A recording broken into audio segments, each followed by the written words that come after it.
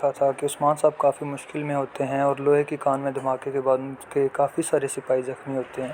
دوسری طرف اولف اپنے لشکر کے ساتھ یعنی شہر پر حملہ کرنے کی تیاری کر رہا ہوتا ہے، جس میں وہ ناکام ہوتا ہے۔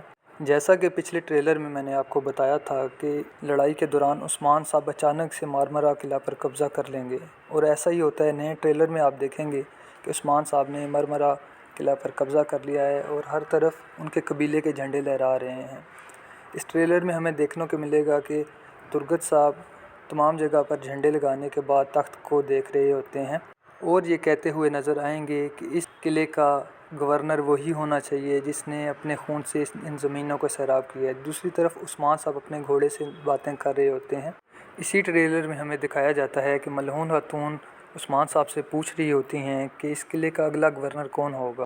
اگلی قسط میں ہمیں دیکھنے کو ملے گا کہ ترگت صاحب کی یہ خواہش ہوگی کہ اس قلعے کا گورنر